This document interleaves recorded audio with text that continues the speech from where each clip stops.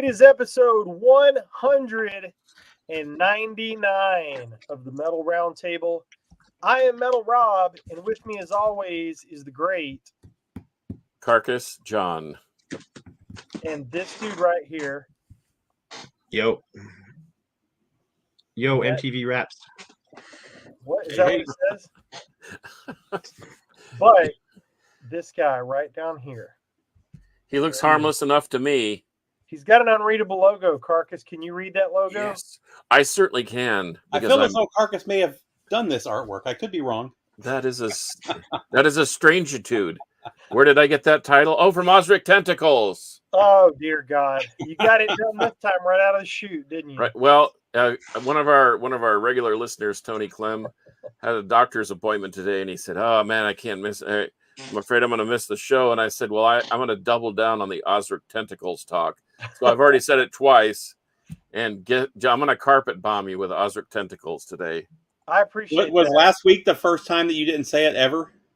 Not ever. Not ever, but since a long time. Hey, look, he made it. I said Osric Tentacles anyway on your behalf, Tony. That's 3 times. I bet he's said it for the past 100 episodes. Yeah. You got people waiting in the waiting room, it says on YouTube. What? Yeah? Nope. Oh, okay. I don't think so. I think we're good. Yep. Excuse me. Oh, good night. I'm gonna die live on the show. Oh dear God. I don't really have any shout outs other than, and I think Carcass will probably get to this. Our favorite guest of the show, Charlie Belmore, has a new band / music out called Many Eyes. And Carcass can probably tell us more about that. But do you guys care if I go ahead and make my announcement right now? Go for it. Go ahead. Okay. Episode 200 will be my last episode of the show for a time. I don't know how long, but we have brought Steve in, and Steve is going to take my place on the show, and I very much appreciate that, Steve. I'm going to take a break for sure through the holidays, November and December. After that, I may roll back, or I don't mean to be wishy-washy. I'm not trying to do that, but I've got some other stuff going on that I'm trying to do and expand and blah, blah, blah. No, nobody cares. But after 200, I won't be around for a while, and I will miss you boys, but I'll probably pop in or screw with you in the comments or whatever. Who knows? But anyway, so that nobody panics after 200, I won't be here. So next week, our Halloween episode will be my last show. And so we're going to talk about scary music and Halloween themed music and the Trick or Treat soundtrack and that kind of thing. So anyway, that's it. But here's some stuff I picked up really quick. Carcass, did I show this last week? Oh yeah, I did. The Tease anthology. Yes, you did.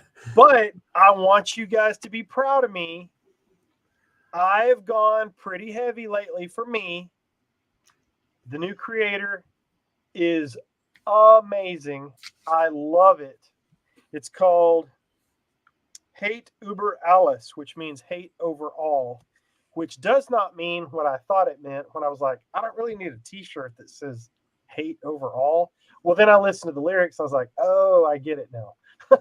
So I can't recommend this enough. I think it's a fantastic heavy album. I always love heavy thrash, and I like Creator a lot. But this one is going to surprise you boys even more. You know that I'm not a big core-ish, newer, heavy stuff. But, man, this thing shreds my face off. And I don't really like Lamb of God. I really don't care that much for this type of music. But, man, this thing has just hit me for some reason. Did you fall off your bike again, Rob? I might have. Now, okay. Were you wearing your helmet? That's the next question. Yeah. The new KK's Priest is out. If I'm being honest, I've heard the singles. I haven't listened to the album, but I did pick this up, opened it, put it in a protective sleeve because it's a digipack. But I need to spin this some more. And then one last thing. Carcass knows the story on this. This is a fully signed Trapeze Finally. CD. It showed up yesterday. So I had this for a while and I let it get away in a trade and I begged to get it back and it showed up. Signed by all 3 members of the band.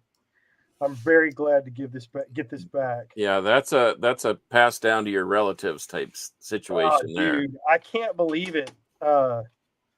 Signed by Dave Holland, Glenn Hughes, and Mel Galley. I got Glenn Hughes right about there. Burn. Ah, yes, very nice. Yeah, he was just in town, I understand, and did amazing things. And I understand he's coming back to do some Mark IV, Burn, Stormbringer, all those records. Yeah. No Dallas date, but yes, you're correct. We can't have all. We can't have all the shows. I mean, No. We've got the best baseball team in the national or the American League, though. Yep, we you're do. right. We'll see how long that goes. Carcass, what's going on with you, my brother? Well, I have several shout outs, not the least of which when I already mentioned Tony Clem. So we're hoping he's feeling better. I want to mention Up and Smoke Barbecue. This is Steph's brother, and he drove down from Minnesota to feed food to the masses at this bro country, whatever, out at Texas Motor Speedway 4-day event. It was a big deal for everybody else, guys like Cody Jinks and Ray Wiley Hubbard and Co Wetzel. And anyway, but I have to admit, there was a band there called Stained. Yeah, Aaron Lewis. And I thought, oh my gosh, what a beating this is going to be. And here's the shocking news of all time. This may even get my card revoked. Stained absolutely destroyed. They were awesome. And he could tell that Aaron was fighting through his wanting to be a complete douche. And he did. He did a good job. He smoked a few cigarettes, settled himself down, and then went right into another great song. But they were so tight and so amazing that I have to give them mad props. They were freaking awesome. So just like the Winger incident, which I know in some circles has gotten me banned, go ahead, fight me in the parking lot. Stained just killed it. They were awesome. And so I think I'm grateful to the Up and Smoke, Brian, for having Steph called me a Sunday afternoon and said, I have an extra pass if you want it. And I said, of course I would. I just thought I was going to hang out with family and her. And anyway, it turns out that I just got my head kicked in by Stained. Oh gosh, I can't even believe I'm saying that. But so shout out to them. And then I saw JT or Terry Sullivan and my sister had a layover this morning early, and so I got to take them to Waffle House and hang out for an hour. And there we are, man. Let's see. Click the link. I think I hear is Stained crushed. Oh no. I don't know. For Stained and Lamb of God all in the same episode. You see, we're breaking down all the barriers right here and right now. Oh man. even the love of my life was impressed. Yep. We just kept looking at each other going, I don't know what to say. They're good. I love it when that happens, man. I love it. Even if I don't end up going away liking the band, I just dig it when a band that I think sucks or I don't like for whatever reason just shows up and crushes it. Oh, now Francisco wants to build a wall. Yeah. But anyway. Oh, man. I love Francisco so much. Man, he's awesome. He is, man. But anyway, that's all I got. I mean, it is what it is. It's the same thing. Remember when you told me you had told me about Winger and I was like, blah, blah, blah. And you said, just stand here and listen to the greatness. It was awesome. And remember, I did the same thing to you about Napalm Death.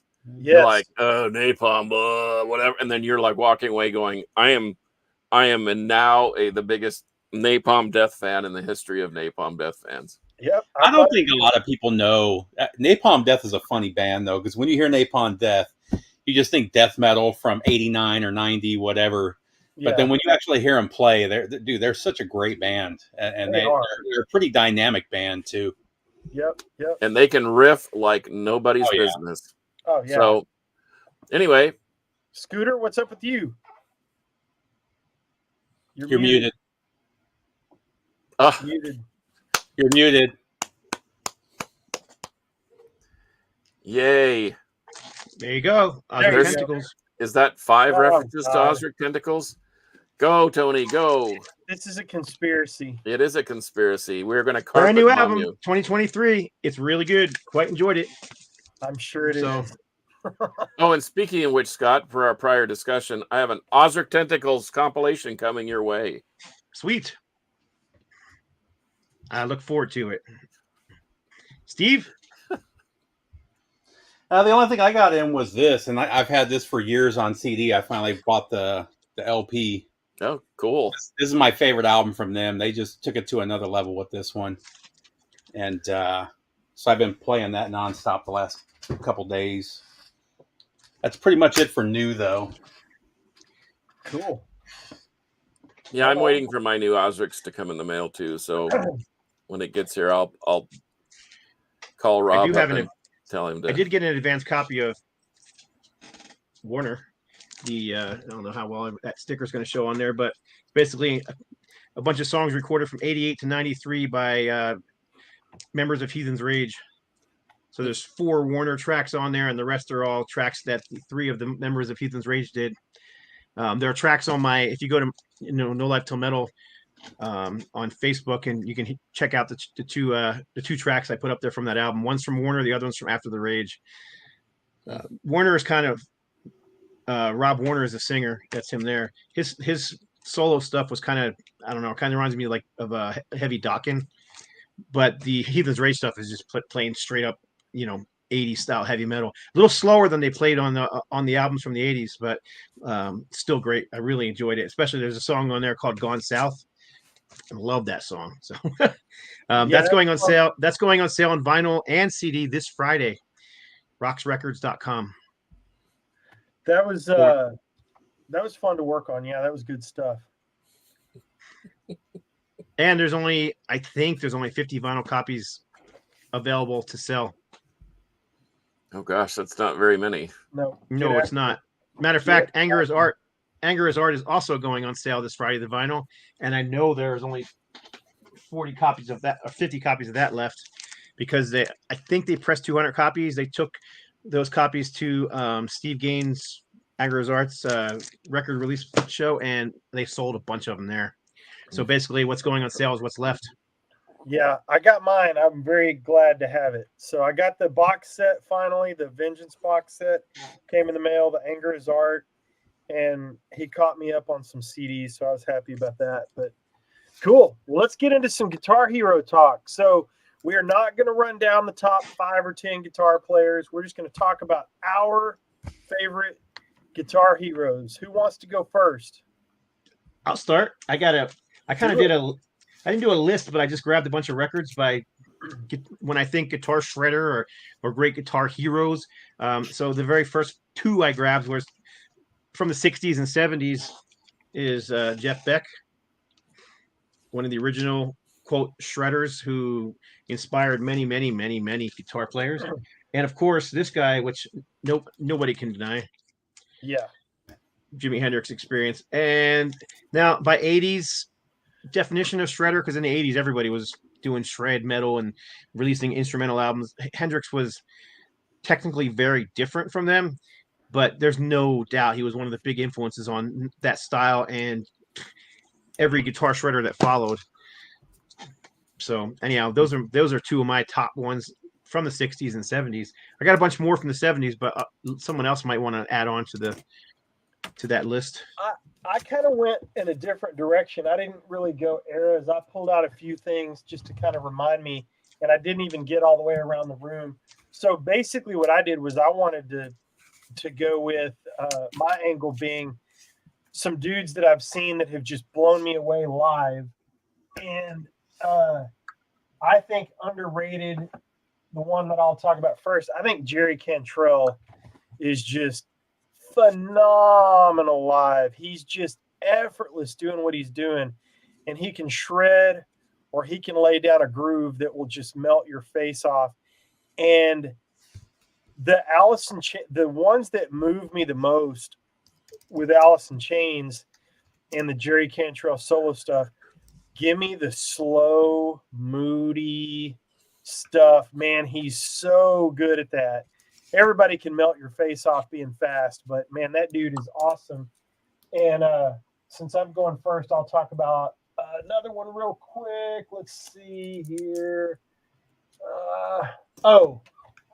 This is definitely from a live setting. I've seen this guy just a few feet away many times because he lives here in McKinney, and I'm just lucky to see him literally a minute down the road from my house at the Guitar Sanctuary. Yeah, it's 80s metal. Yeah, hair metal, whatever. But you go see Andy Timmons play live right now, and he is just one of the most soulful, badasses, tasteful. My God, he's just a wrecking crew live. And I've seen him play live several times, just fortunately because he's here in town. And so I think he's dramatically underrated and just an amazing guitar player. I think those guys that kind of get pigeonholed with the hair metal bands probably don't get the credit that they're due. Timmons is one of them because he is an amazing guitar player. Just like you did to me with the Winger thing. I mean, by the end of the night, you basically Reb Beach is better than you. You know what I mean? That's how good he is. Yeah. And I just saw a little snippet on Vito Bratta from White Lion. Man, that dude set the standard with that one. Was that the solo and Wait, and then things just sort of. I give him credit because he retired from music, or he got away from the biz for a while to take care of his father, who later passed away, and then he hurt his wrist and he just couldn't do it, you know. But Yeah. that dude had some. But a lot of those guys like George Lynch and so forth, they all sort of got lumped into that same, you know, spandex and scarves on your ankle type bands, and I don't know that they get the credit that they deserve. But but Scott already mentioned two of my top ones in Jeff Beck, and we've talked about the Blow by Blow being the perfect jazz fusion record, and there's only one band or one artist that I have more vinyl from than Ozric Tentacles, and that would be Jimi Hendrix. I know he didn't put out that many actual studio releases, but there are so many killer special pressings of Hendrix, and I make it a point to follow through and find even the cheapest, grungiest, ugliest ones, because some of those, like I found one that was live in Stockholm from some radio broadcast, and he said, "You don't want to hear me sing, just let me play," and he plays for like 45 minutes, and it's great. And so let's see, let me add a couple more to the list. I see that JT popped on. Welcome back. He's talking about Dimebag. We can't really deny that, especially being from this area, but Right.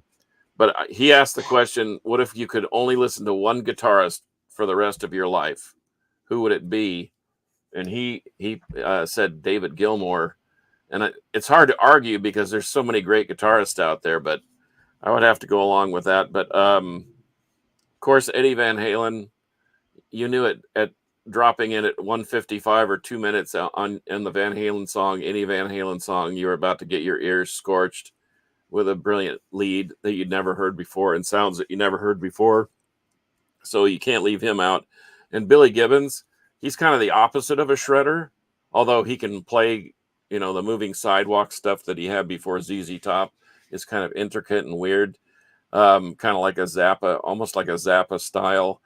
But he could make more out of one note than most people, I think, can make out of 40. So I sort of included him just because of his prowess. Chuck Schuldiner of Death, I don't think he gets the credit he's due on.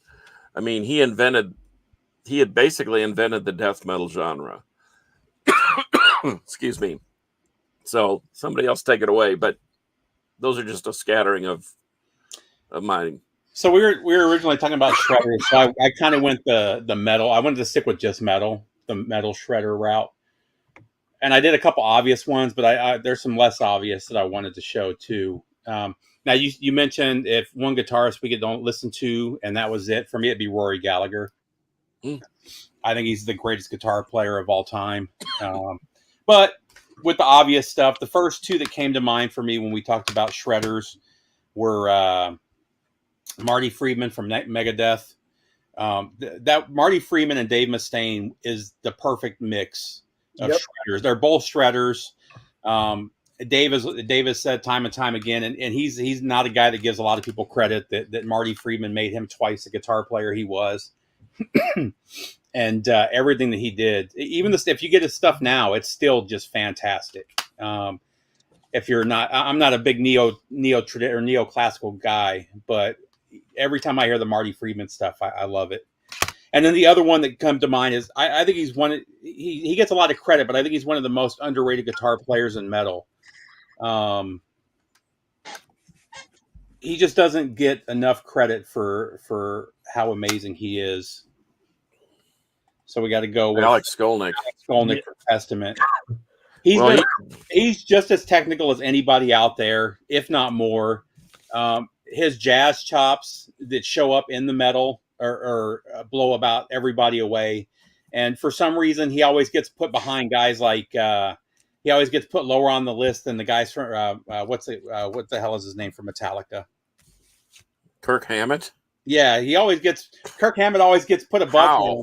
And Kirk Hammett's best solos were written by Dave Mustaine. So, I will fight you in the parking lot on that one. Kirk Hammett is not better than.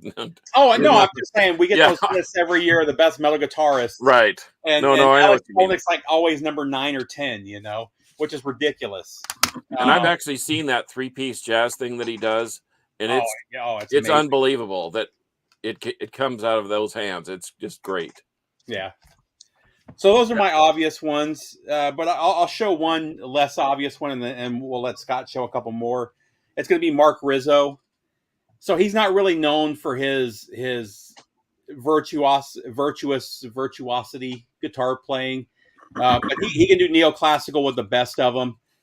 He's known more for Cavalera Conspiracy and for Soulfly, melodic death metal. But man, this guy can shred. I saw him do a solo show with his just the Mark Rizzo group, and man, 10 out of 10. He just blew it away. Just a fantastic player. So, Scott. More 70s. I don't think anybody's going to deny this guy as being not only a shredder but a big influence on a ton of metal bands. Oh yeah. I mean, you can go Deep Purple or you can go Rainbow, Richie Blackmore. This album right here is a perfect example of early power metal, in my opinion. Although I've had people tell me that I'm full of crap and it's nothing but classic rock, but whatever. Well, I agree with you, and I also agree that Richie Blackmore is arguably one of the best guitar players ever. I wonder what Chris Manning would say. I'm getting tired of the best in the world. I'm getting tired of people telling me what metal is and what metal isn't, and now people are arguing saying that bands like Iron Maiden and Metallica were never metal. They're just classic rock. Yeah, it's gotten ridiculous. Anyhow, staying in the 70s, Robin Trower. I saw a bunch of people on there talking about Robin Trower. Yep. He's definitely like a Hendrix prodigy. That's definitely his big influence, is part of his sound. But I love Robin Trower. I don't know. I don't really think he put out a bad album, but Hendrix actually said that Trower was his favorite guitarist. If you read, I have heard that, and I've heard several different things like that, and he said different. He said it a couple times. He said it about Rory Gallagher. He said it about Trower. I think it's just whoever he was listening to at the time. Right. Yeah, because I tried to find the quote about Phil Keaggy that he said, and I still haven't been able to verify that quote. So, glass harp guitar player Phil Keaggy. The story goes that he was being interviewed, and they asked him, "How does it feel to be the greatest guitar player ever?" And his response back was something to the effect of, "I don't know. You'll have to ask Phil Keaggy." I still can't find that quote, but it's a legend that runs around everywhere you look. And I wouldn't say Kagey's a shredder, but man, that guy's a great guitar player. Anyhow, staying in the 70s, going into the 80s now. Frank Marino, Canadian born guitar player, another Hendrix prodigy. Early albums really sound like Hendrix. By this time in the 80s, he's doing more of a early heavy metal sound with total killer guitar solos. I love this album here. I play it quite a bit. Played it today, as a matter of fact. A couple more from the 70s, and then I'll leave it, and we can start. Then I'll be getting into the 80s. But someone mentioned this I saw it coming through the list. Mm-hmm. Pat Travers. I've always considered him, a guitar legend or guitar god or whatever you want to label it. And then the next one is there's nobody's going to argue with this one. Uli John Roth. Yeah, I knew you'd talk about Uli. Yep. So, I mean, he's one of my all-time favorite guitar players, and the stuff he did with the Scorpions, and even the stuff he did with, his solo stuff, I dig it. Seen him live 3 times, got to meet him 3 times. Super nice guy. And then this one's probably a little more controversial because I don't think he's a shredder, but he's definitely one of the most influential guitar players. I think he plays more with feel than technique. But well, what I told Chris just the other day on the phone is whatever technical ability Ace may or may not have, man, swagger and balls make up for a lot of that. And Ace had that in spades. Yeah. So that's how he got into the band. If you've ever heard the story, when Gene tells it, man, he just walked in and took over the place. Yeah. And I don't know enough technically about guitar players to know who's better than who, or who does this or who does that, or whatever. I just know as a fan what I like. But yeah, keep going, Scott. Sorry. Oh, it's okay. One more from the 70s, and this is one that brings us into the 80s because I think this guy really helped rebirth heavy metal, especially in the United States, and definitely was a big game changer for guitar players. But yeah, maybe just a little bit. Yeah. I mean, I think you could put him on the list. Yeah, I think he can go on a shredder list. Yeah, so. I think that would be. Yeah, that'd be. You know what's funny? I didn't even think about him. Van Halen didn't even. I don't know why he didn't cross my mind. He didn't even cross my mind. That's funny. Yeah, well, I just kind of went in a different direction because. So did I. The rest of this stuff is less obvious. I figured Scott would go through the decades. I figured, you guys would go through the metal shredders, and so I just, did something a little different. If you don't mind, I'll jump in for a second. Go for it. John, I love George Lynch. You mentioned George Lynch, and that's a no-brainer to me. But the guy that took his place, John Levin, is no slouch because there is no drop-off in Dawkins' music if you listen to those albums that he's on.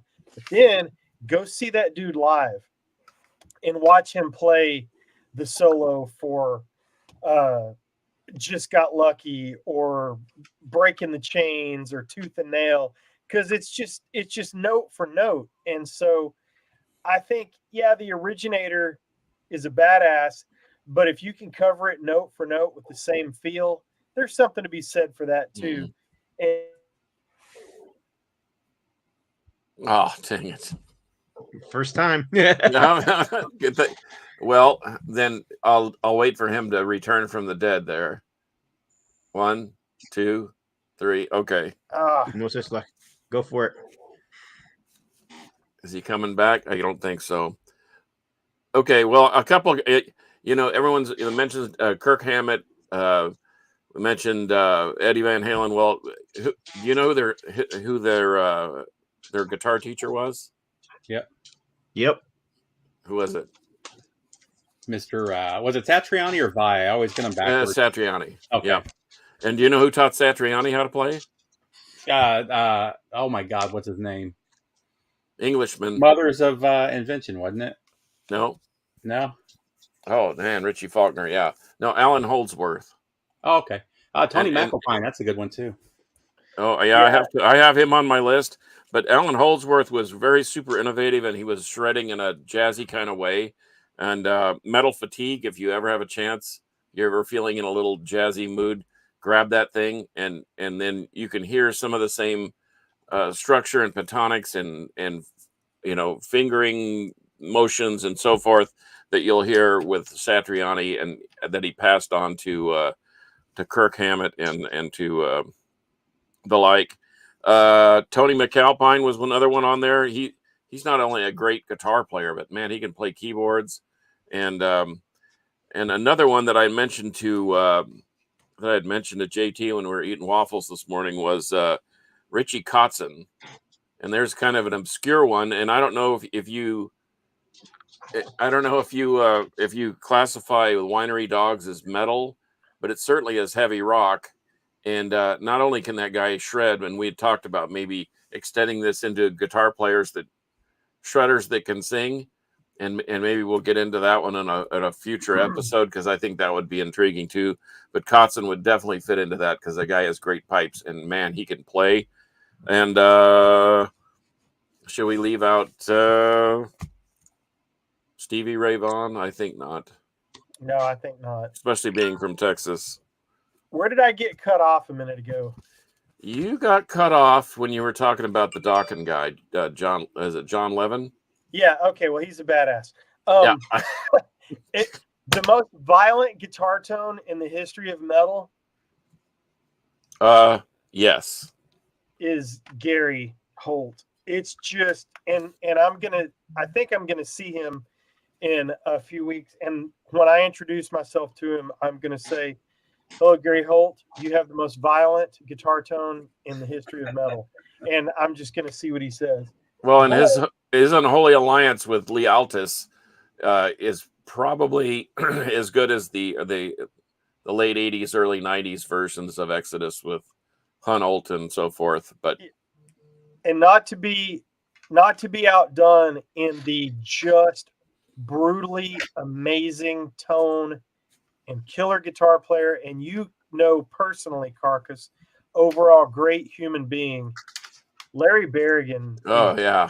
I thought about pulling out some Hellstar. Dude, he is so dominant, and I've seen him in Hellstar several times. But I went and saw the first show that I'm drawing a blank. They did the covers of the new wave stuff. Metal Wave. Yeah. James Rivera's Metal Wave. Yeah, I mastered it, for crying out loud. I couldn't remember. So we went and saw that. And like I said, I've seen Larry so many times, and he's so fantastic. He's got a killer stage presence, and he's just so fucking good. But and Jeff Loomis thinks he's fucking good. So there you go. Yeah, we've heard that story. I went and saw Metal Wave at their first show, and they start with an intro or a keyboard thing, or I don't know what it was, and then he just opens up that damn ESP guitar, and it was like, my God. I texted him later, and I was like, dude, that is just the most crushing tone ever. So, this dude, Larry, needs to be on everybody's list, and especially the new Hellstar shit from the past 15 years. Oh my God. Anyway. Hellstar is one of those bands that don't have a bad album. Every era of Hellstar has been amazing. Agreed. And they've got probably one of the best heavy metal vocalists of all time in that band. Yeah. James Rivera just has a perfect metal voice. He really does. So I got this is a guy that's been around for 40 years now, and almost nobody talks about. He's been putting out albums every couple years. Axel Rudy Pale. Oh yeah, that dude's awesome. Just a fantastic guitar player. He's got the same chops as Vi or any of those guys, without the attitude that kind of goes with it, And I will say his last few albums are it's getting to the point now where when you've got 30 albums, they're starting to sound the same, but still just fantastic. Another guy who gets a little credit here and there, an amazing shredder, an amazing singer. It doesn't matter what project he's part of. Mr. Devin Townsend. Mm-hmm. From Strapping Young Lad and from Devin Townsend Project and everything else that he's a part of. man, he doesn't have a bad guitar riff. That guy is such an amazing guitar player. And the Strapping Young Lad stuff was just another level. I don't even know how to describe. How would you describe this, Carcass? The Strapping Young Lad stuff. It's not really death metal. No, it's really- almost, it's got a little It's bit not really of progressive metal. It's it's got a little bit of industrial sound to Yeah. it because there's a lot of mechanical, electronic drums and so forth. But it's a driving. It's like a Meshuggah, but a little more organic than Meshuggah. And I mean, you had an amazing guitar player, one of the best drummers of all time, and he was a madman when he was in Strapping Young Lad. I don't know if you guys remember what he looked like. He had the big old bald spot and the long hair that would stick skull. out all crazy. Just looked like a nut job. If you saw him in an alley, you would go the other direction, and you see him now, and he looks like the nicest guy, And then somebody already mentioned it, but man, this guy turned this band around. One of my all-time favorite bands, but Richie Faulkner. His influence on the band with this album right here. This is their best album in 30 years, in my opinion. I love everything about this album. It would be in my top 5 or 6 Priest albums of all time, and his hands are all over it. I've seen them with him 3 times now, and man, he just takes over the stage. He's so good. So there's 3 more for you. Yeah, that's good. I want to go back to this comment just a second ago. He said, oh man, where did it go? I can ask Gary that question now if you wish. I assume you're talking about Gary Holt. If you could put me in touch with Gary Holt, that would be awesome. So to tell you guys, Richie's barbecuing for Exodus out in Little Rock in a few weeks, or a couple of weeks maybe. And so that'll be my chance to go out there if I can work it out and meet up with him. And I just want to talk to him because I think he's cooler than shit. So if you could put me in touch with him or get him on the show, that'd be awesome. That's great. Mexican Dio, James Rivera. Oh yeah, that's Yeah. been a long. we sort of shush that one every now and then, but anyway, that's what he's been known as for a long Oh, time, really? since the Yeah. Bill Lionel days. Let's see. Vinnie Moore, great one. I've only seen him in UFO. I've never seen him do his solo stuff, but he's great in UFO. I think he's better in UFO. Honestly, I agree, Gary Grego. Moore, man, I love Gary Moore. So do I. Yep. Yeah, Terry and I talked about him and Steve Morris and some others. Ooh, Dave Manichetti. There's one you don't see often, but certainly legit. Oh my Yeah, god. Steve Morse, Terry, that's another one, man. Steve Morse has been in so many bands, and man, he doesn't. I don't think he's got a bad album that he's played on. They're all good. Here's one that I seen somebody in the list say, but I don't know that any of us have said it yet. But Michael Schenker. Yep. Whether it be UFO or MSG, I mean, another one of those highly influential guitar players. Not just a great songwriter, but he is a shredder. The guy can burn up a fretboard. If you can get past his personality, yeah, he's man. Well, this next guy's got the same issue going on. Oh, Malmsteen. Yeah.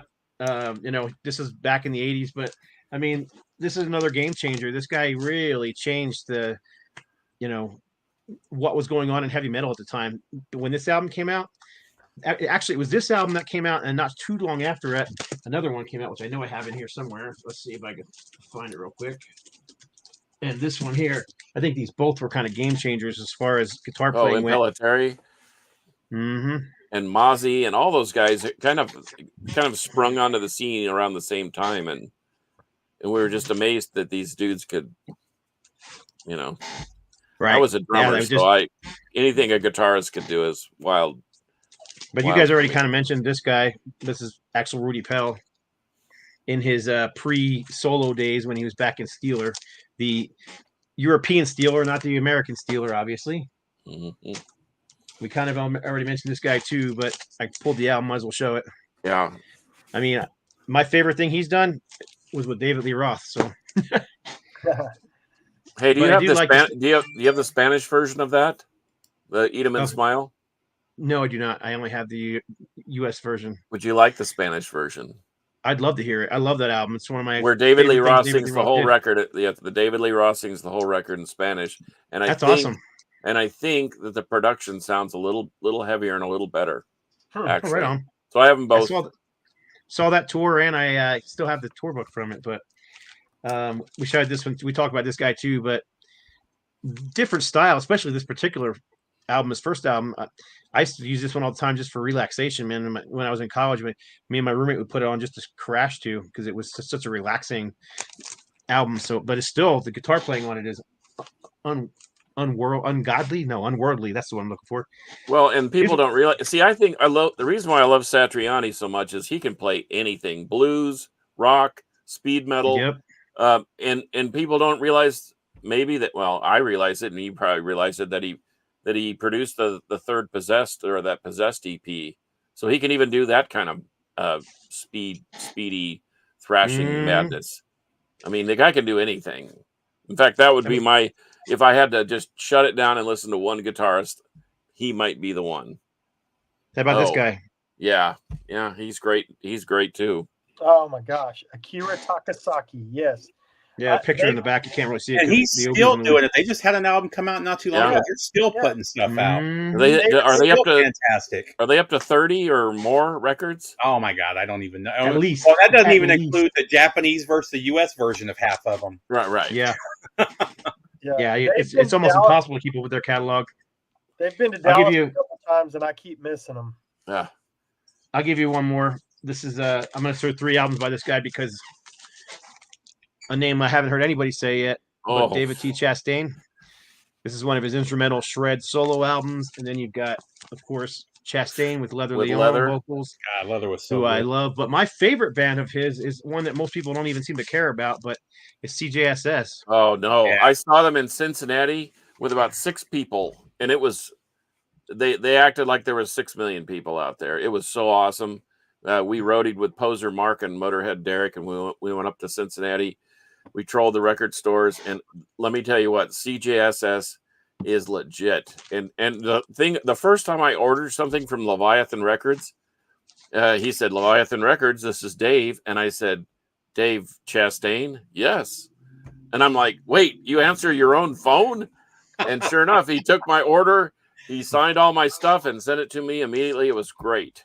He's a great businessman, and man, you're right, he is a great guitarist. I'm trying to think of the name of the rock band that he had where he played with Kate French singing. That was a good one too. That was more rock and roll. Oh well, not Southern. Was it Southern Gentleman? Ah well, I'll figure it out, and I'm looking it up right now, so keep talking. Okay. Well, I only got a couple more, but we had mentioned we'd kind of hit all these areas around that, but we said Jeff Loomis, and that triggered my brain. Was it the Georgia Blue Dogs or Southern Gentlemen? Yeah, the Southern Gentleman. I was right. Hey, Southern Gentleman. No, I was thinking of Michael Amott from Arch Enemy and Carnage and Carcass and Spiritual Beggars. If you haven't checked out Spiritual Beggars, you really ought to. It's like a 3-piece. Is that one of Henry's bands? Is Henry in that one? Henry? Yeah. No. Spiritual Beggar. You're thinking of Spirit Caravan. Spirit Caravan. That's what I'm thinking of. You're right. Yeah. No, Spiritual Beggars is a straight up stoner rock blues, whatever, and it's heavy. And a guy named Spice is singing, and Christopher, his brother, is equal to the task. He was in Armageddon and was in Spiritual or Arch Enemy for the first few records when Johann Levitt was there. But I can't believe that there is an actual band that has Michael freaking Amott and Jeff freaking Loomis in the same band. I mean, that's like the Yankees or something. They're just buying up all the good players. But yeah, there it is. But I think Amott's playing is so heavy and so fast and so melodic, yet it still maintains the heaviness. Yeah. I pulled mine out because when you said that the original, you got to scan that back cover for me. It's driving me crazy. Yeah, okay. I pulled it out to do that, and I will do that. But anyway, and let's see. I think I've got one more. Oh, Jakey Lee. I see someone popping up with Randy Rhoads, Zach Wild. Buckethead. No, that's a good one. Yeah. Oh, and Terry said Jakey Lee. I'll tell you right now, Badlands. If I had to narrow it down, I would take Badlands Dusk to the island with me, and I could probably listen to that thing every day for 30 days straight. I love that record. But yep, there it is. And if anybody out there knows where I can find a vinyl copy, I know it's a special pressing. Please let me know. I am willing to pay for it. It's one of my favorites. And Jakey Lee is perfect on that. There's another one that there's like a greatest hits where he does Grand Funk and Robin Trower and some others. That's another good one. It was a Shrapnel release, and but yeah, worth checking out. I almost pull some Grand Funk because I really think that guy is way underrated. And I think, and maybe when we talk about shredders or guitarists that can sing, I think Mark Farner would certainly fit into that category for sure. Oh yeah. I had one more. Phil Demmel from Violence, and I guess he had a stint. I think Machine Head got better after they completely crashed and burned with Supercharger, and I think Phil made them better. And the new stuff that Phil's doing in Violence is just exceptional, man. That dude can riff like nobody's business. He writes great solos, great songs. He's a huge, great performer. I really like Phil Demmel. I saw Eric Gales a couple times right down the street here at the Guitar Sanctuary, and he's probably the single most Hendrix-like, Stevie Ray Vaughan-like emotional guitar player I've ever seen live. Just tremendous. And then turning over to the metal page and going extremely local, dude. It's hard to leave those two. Oh my gosh, a shredding duo of Rick Perry and the Shell Beast. Are you kidding me? Yeah, that's a top tenor for me, at least as a thrash record. Yeah, I think Rick is fantastic, and then he went and did the more traditional metal with Ironjaw, which I think is fantastic. That's a nice cover. Ironjaw's great. I love Ironjaw. I love this. Yeah, I'm really hoping we can work with them this coming up year. He's a sexy bastard too, the guy that did the artwork. Well, at least I hope at least one person thinks so. Yes, I do. Oh no, yeah, that wasn't who okay, whatever. I walked into the door on that one. I got a few more here. I got Tommy from Coroner. Oh yeah. These guys never get the credit for how amazing this band was. Just one of the great tech thrash bands. Tommy just got better and better as the albums came out. More progressive as guitar playing got better. Not bad for a guitar tech, Next up, somebody that everybody loves to hate right now, but we got to talk about John Schaefer from Iced Earth. Guy's incredible. They mix so many styles together. You know, power metal, thrash, straight up heavy metal in every album that they did. Great songwriting, but just an absolute thrasher. Another guy that I like everything that they put out. And then just kind of one of my all-time favorite guitarists, just really bluesy, heavy, whether it was slow or fast. John Christ from Danzig, from the first the first 4 Danzig albums. Was he on? He might have been on Black Gas the Devil too. I can't remember, but the first 4 for sure. The first time I heard him, I just wanted to pick up a guitar and learn everything that he was playing. It was just so good, so bluesy. And then last but not least, what the hell is his name? John Petrucci from Dream Theater. This is my favorite Dream Theater album right here. 10 out of 10. Yeah, I was just reading through my list and I left off John Petrucci and then of course Ed Wynn of Ozric Tentacles. He's a great shredding guitarist. But Petrucci, I don't think Petrucci gets in much. Well, he gets some credit, but dude, that guy is he is one of the best, and he is consistent, and that dude can really, really rip. I think the problem with Dream Theater is that even though he's consistently amazing, their albums haven't been consistently amazing, and I think Agreed. he gets kind of mixed up because they're left off a list because of that. But man, when those guys are good, they're as good as anybody out there. I Yep. saw these two guys. I'm going to put this one back up real quick. I saw these two dudes in Austin playing for 40 people. From literally my foot on the 1 foot stage, and I'm using the stage to lean right in front of Steve Ramsey, and those guys absolutely melted my bald head. It was so good seeing those dudes, man. And everybody in the band was so nice, so cool to hang out and meet. And I never in a million years thought that I would have seen Satan live, but good night, those dudes were good, and the guitar players just were absolutely dominating. So that's a great mention. Andy Snap. Sneap. Well, that's not what Frazier said. Well, I can translate. I read a little. I understand Frazier. You Steve speak Stevens. Frazier. I Yeah. agree with this too.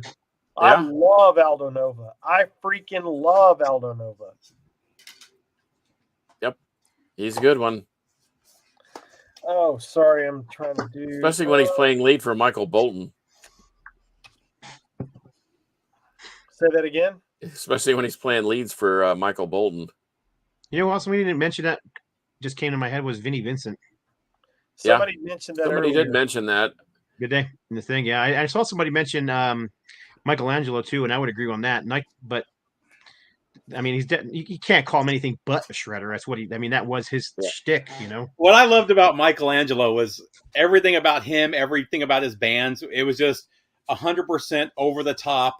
Purposefully though. I mean, it wasn't like, it wasn't like it was over the top, but you still liked it. You know what I mean? Yeah. The biggest hair, the most ridiculous guitars, everything about him. And what was the band that he was in? Nitro. Nitro. Thank you. Everything about that band was just over the top, 150 miles an hour. Yeah, I saw a video with him the other day talking about his guitars because he's got all those original, ridiculous-looking guitars, and he was so entertaining to listen to, talking about all that. It was The one really with fun. the four necks. Yeah. Oh yeah, he had it, and it was awesome. Bruce Kulick, by the way, in Grand Funk. Right Can't now. argue with that. Yeah, you cannot argue with that. He's a bad ass. We can even put Chris. I mean, we almost had Chris on the show, but Chris is no slacker himself.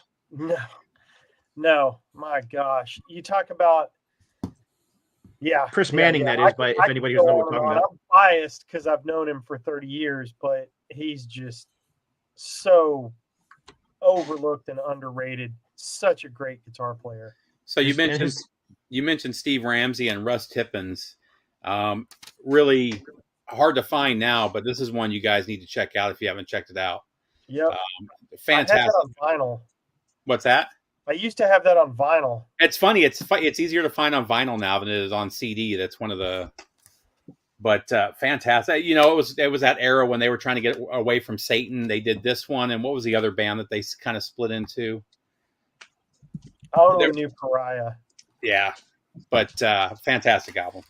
Man, I need to get that. Hey, it just happened to be on my desk. I listened to it like a week ago.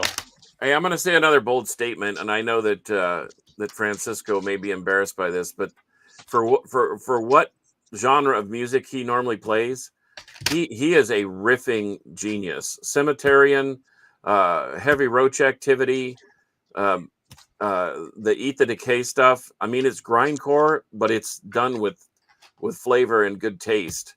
So I give mad props to him. It's a different style of music than you would think as far as most shredders go, but I'm going to embarrass him and tell you right now that Francisco Polito is a bad mamma jamma when it comes to guitar.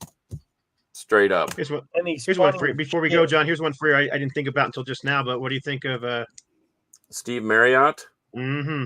Yeah. Or mean- you know, I know people don't think of him this way, but Peter Frampton can play too. Absolutely he Oh, can. Peter Frampton on the self-titled Humble Pie. That's one of the best albums of all time. Yeah, that one's And on they've my got- I wish I had it list. And the Humble Pie Legacy is out touring right now. They just did a stint in the U.S. with the great Dave Caldwell, formerly of Bad Company, on guitar. I wondered how long we were going to go before someone mentioned Jimmy Page, the sloppiest superstar in guitar history. Oh my He's gosh! like, just like We're just one like Ace step Frehley closer though. to He has Gary Moore. charisma and style. Yep. That's No, it's I'm not. I'm not Yeah. denying his greatness because he is great, but sometimes he sounded like he was falling down the steps, and somehow it sounded great because he came right back in on the beat. But Did anybody mention Tony Iommi? I mean, oh crap, no. I didn't mention him because we were talking about shredders, but I did Right. think about pulling out the Iommi Yeah. album. But yeah, I I mean, didn't. Same thing. I also, if you might notice, one of my favorite artists of all time didn't mention Ted Nugent. yeah, He can But- play too, and people don't give him any credit whatsoever because he's got a big mouth. But man, I love the way that guy plays. And you know when they what's were funny just about his mouth though is funny because him and what's the guy from Rage Against the Machine? Zach De La Rocca or No, Tom Morello. Tom Morello. They're the exact opposites, and they're like best friends. Yeah. Yeah, See, they you can do that. It's yeah, okay. they Yeah, you can do that because you can agree on the important stuff, which is, guitar. yeah, in this case, yes. Yeah, Oh man. man. Well, we got about a minute left. Anybody got any parting shots before we get out of here? I think it's safe to say that there are a ton of killer guitarists out there. Oh yeah, definitely. Yeah, that was a. Yeah, we didn't even bring up Thin Lizzy, any of us, surprisingly. Yeah. Scott, No, no Joe Perry. No, I didn't bring up Joe Perry either. And I love Aerosmith, as you guys know, they're one of my favorite bands. But to say that Joe Perry or Brad Whitford Yeah. in the beginning of the band were shredders is not true. True. Yeah, They got better, and now, I mean, he's a guitar legend. Both those guys.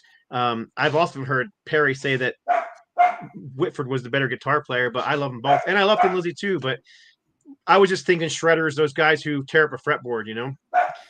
I also thought about Y&T. Well, someone had mentioned Manichetti earlier. Yep. And man, you can't deny that either. I think he fits right in there with the Scott Gorhams and the Gary Moores and the similar style. Yeah. Hey, I'm gonna tell.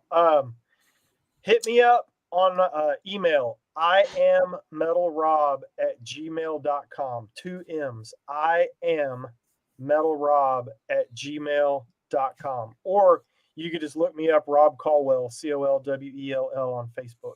I'm very. We should easy do- to find. But awesome. in the future. Thank you. In the future, we should do a guitar duo video, favorite guitar duos. You know, Oh wow, yeah. Yeah, we can 'Cause do that. And we'll So- talk about it for the next 3 days because there's. we'll do it in episode 201 when Rob's not here. Yeah. He didn't mention anybody from Nuff's Enough either. I'm Uh-oh. shocked.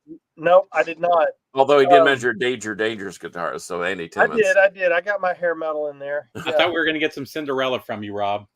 No, we didn't. No, no, We Tom got Kiefer. None of those guys aren't slackers, man. They're Oh no, they're all players. blues players. Tom Kiefer will melt your face off. All right, boys. Well, that is just about it. Let me get the banner off the screen because I know how to do that. Let me get the brand tab open, the outro ready to go. Yes, here we go. So you can find Scott on YouTube by simply searching Scott Waters or looking up No Life Till Metal anywhere. Instagram, YouTube, wherever. You can find me on Instagram at Metal Rob's Records, where I will wear you down with stuff for sale in my shop. You can find the Carcass on Instagram at Carcass John Art, where he can crush your soul with a logo or a t-shirt design or whatever you need. And look up Harmless Rebel on YouTube. Like I said, episode 200 will be my final episode, and at least for a good long while. And Steve will be not sitting in. He will be taking my spot on the show, and I am deeply grateful for that, Steve. It's awesome to always have you on the show. So you can find him, Harmless Rebel, on YouTube. So having said all of that, until next time, you guys know how we do it. Metal. Metal. Will. Will. Oh, that's the I love you sign. Sorry. Well, It's really my hard to look Gene metal when you're Simmons. holding a wiener dog, huh? Hey, hold your what? Or a Stop. wiener. We- What? I didn't say multiplicity. You said No. multiplicity. I I didn't say that. said multiplicity. I did not say the other. Multiplicity.